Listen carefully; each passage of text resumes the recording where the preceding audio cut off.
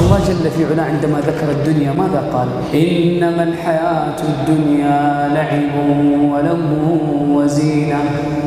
وزينة وتفاخر بينكم وتكاثر في الأموال والأولاد كمثل غيث أعجب الكفار نباته ثم يهيج فتراه مصفرا ثم يكون حطاما وفي الآخرة عذاب شديد لمن عصاه ومغفرة من الله ورضوان لمن تاب إليه وآمن بالله عز وجل.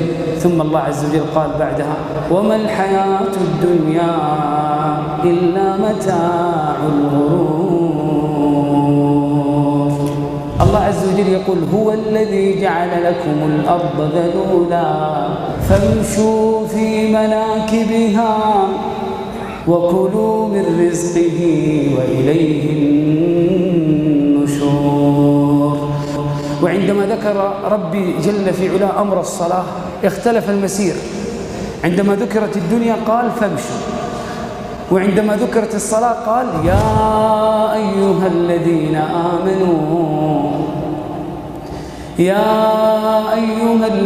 آمنوا إذا نودي للصلاة من يوم الجمعة فاسعوا. عندما ذكرت الدنيا قال فامشوا، وعندما ذكرت الصلاة قال فاسعوا إلى ذكر الله وذروا البيع ذلكم خير لكم إن كنتم تعلمون. الله جل في علاه عندما أمرنا بطاعته أمرنا وهو غني عنا. اسمع ماذا قال ربي ولله ما في السماوات وما في الأرض ولقد وصينا الذين أوتوا الكتاب من قبلكم وإياكم أن اتقوا الله وإن تكفروا فإن لله ما في السماوات وما في الأرض وكان الله غنيا حميدا. الله غني عنا.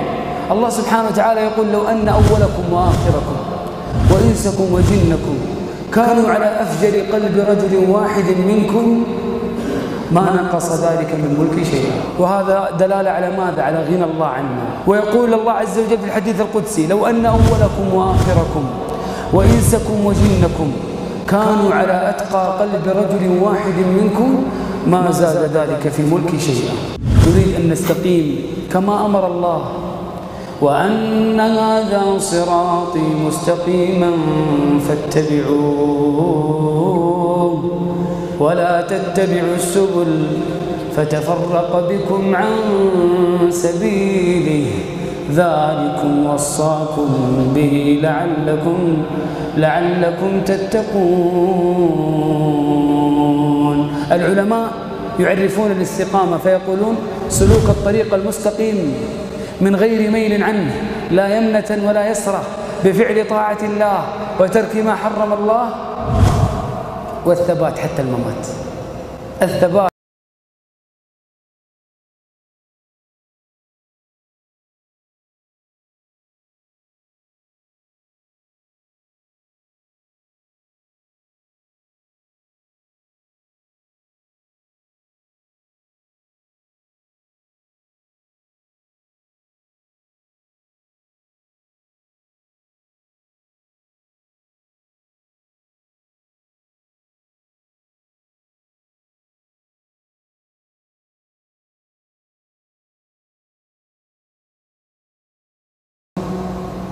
بشر بعدها بدار السلام.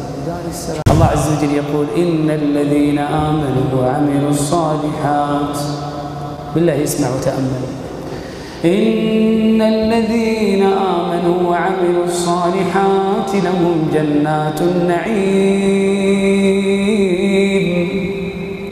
خالدين فيها وعد الله حقا وهو العزيز الحكيم.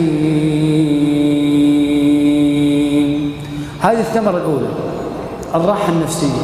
هذا المستقيم يستغل وقته من طاعة إلى طاعة ومن قربة إلى قربة من صيام إلى بر ومن بر إلى عمرة، ومن عمرة إلى حج، ومن حج إلى دعوة. حتى النوم عبادة، يحتسب نومته كما يحتسب قومته. فمن أجل ذلك أحبابي في الله نستقيم على أمر الله. ومن أعظم الناس الذين يستغلون هذه الأوقات المستقيمين على أمر الله. لماذا؟ لأنهم عرفوا حقيقة هذه الدنيا. الله عز وجل ختم هذه الآية بكلمة أفلا تعقلون وما الحياة الدنيا إلا لعب وله وللدار الآخرة خير للذين يتقون أفلا تعقلون.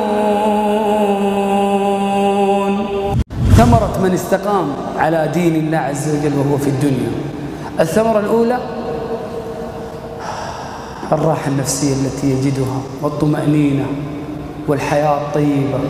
الله عز وجل يقول الذين آمنوا وتطمئن قلوبهم بذكر الله ألا بذكر الله تطمئن القلوب.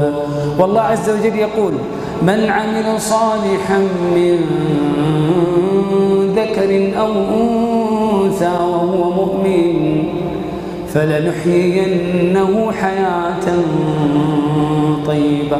حياة طيبة وما عنده ريال واحد، حياة طيبة كما قال الله عز وجل. بالله اسمع هذه الآية التي في سورة يونس إنما مثل الحياة الدنيا كماء إن أنزلناه من السماء فاختلط به نبات الأرض مما يأكل الناس والأنعام حتى إذا أخذت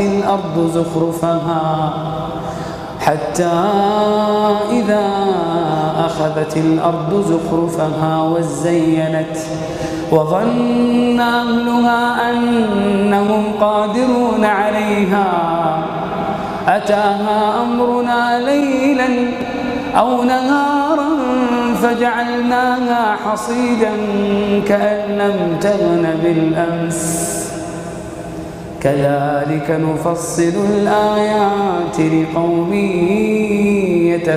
يتفكرون.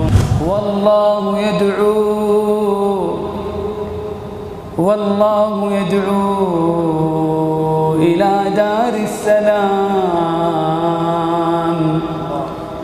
والله يدعو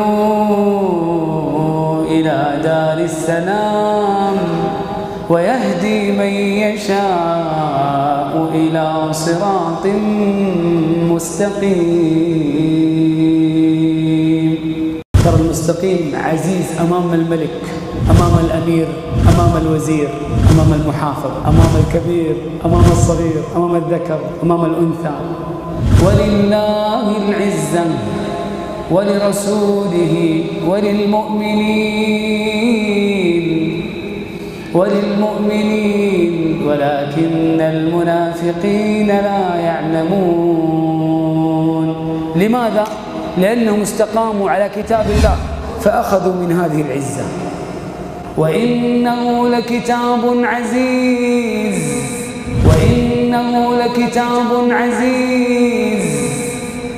قرآن عزيز. الثمرة الرابعة نزول البركات من السماء والأرض. ولو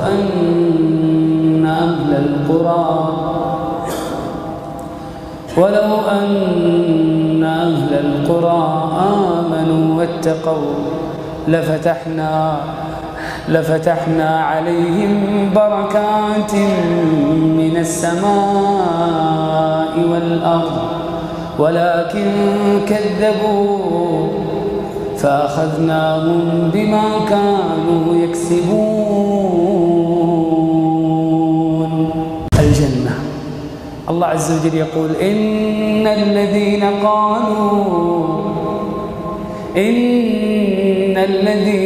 قالوا ربنا الله ثم استقاموا فلا خوف عليهم ولا هم يحزنون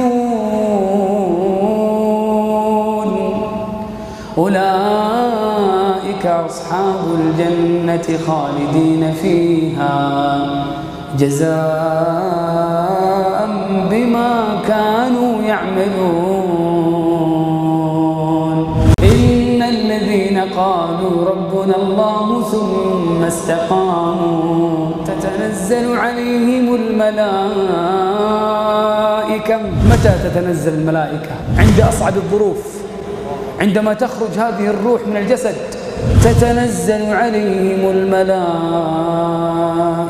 ألا تخافوا ولا تحزنوا وأبشروا بالجنة التي كنتم توعدون. نحن أولياؤكم في الحياة الدنيا وفي الآخرة ولكم فيها ما تشتهي أنفسكم ولكم فيها ما تدعون نزلا من غفور رحيم.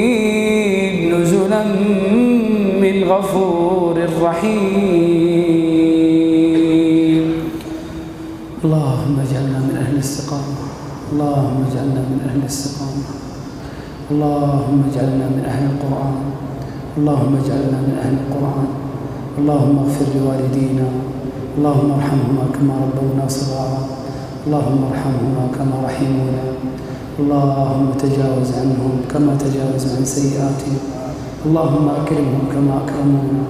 اللهم اجعل قبورهم روضة من رياض الجنة. اللهم افسح لهم في قبورهم مد أبصارهم. إلهنا أدخلنا وأدخلهم الفردوس الأعلى بغير الحساب. هذا وصلى الله وسلم على سيدنا ونبينا محمد. جزاكم الله عني كل خير. تبارك الذي نزل الفرقان على عبده ليكون للعالمين نذيرا. Don't forget to subscribe us and to enable notifications.